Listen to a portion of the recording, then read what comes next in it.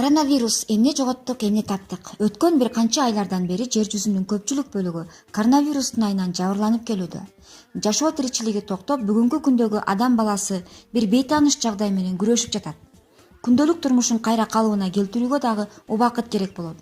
Ушул бүткүл дүйнөлүк жугуштуу илдет адамдарга түрдүүчү таасирин тийгизүүдө.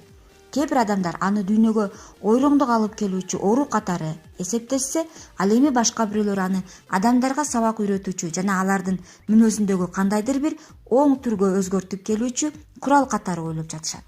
Кыскасы, ар бир адамдын өзүнүн жеке тажрыйбасы жана жеке көз карашына ээ болот. Албетте, ушул илдет коомчулуктун финансылык жана социалдык жагынан терең таасирин тийгизүүдө. Алардын маанилүүлөрүнө токтолуп көрөлү. Коронавирус бул дүйнөдөгү бардык адамдар тең экендигин ишендирүүгө үлгүрдү. Ушул илдет чабуул салганда бирөөнүн дини кайсы экенине, ал кандай маданиятта экендигине, атактуу же атагы жок экендигине, анын кесиби эмнеде экендигине, ал күчтүү же алсыз, башкаруучу же атул, байдөөлөттүү же жакыр, ак же кара экенине караган эмес, бардыгын өз тузагына алган. Бул жугуштуу оору адамдарга азык-түлүк, суу жана дарылар маанилүү экендигин аябай айкалыштырып, адам баласынын жашоосунда эң негизгиси ден соолук гана маанилүү экендигин жана адам баласы жанталашып, умтулуп, аракет кылып башка бир көңүл ачуучу нерселердин маанилүүлүгү убактылуу экендигин далилдеп көрсөттү.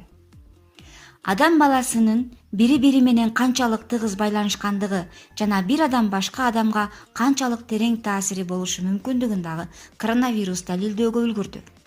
Ушул жугуштуу оору адам баласынын чийген чек араларын такыр эсепке алган эмес. Себеби ал кайсы бир өлкөгө кирүүгө кандайдыр бир документке муктаж эмес экен. Ал бир өлкөдөн экинчи өлкөгө коркпой эле кирип барганда ар бир адамдын бирин экинчисинен айырмалабай таасир тийгизе алат.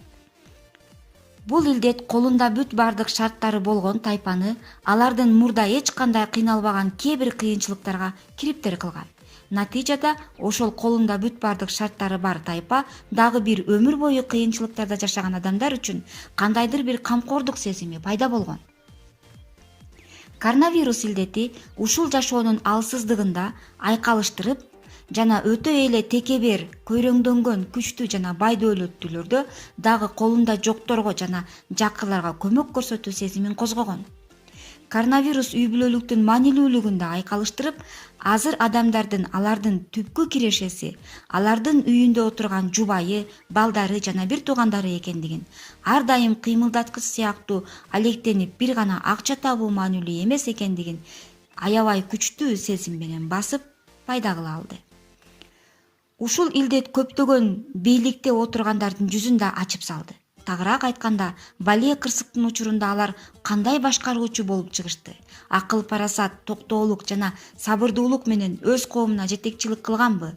Же өздөрү дагы кабатыр болуп, аны менен бирге коомдун баарын да кабатырга салганбы?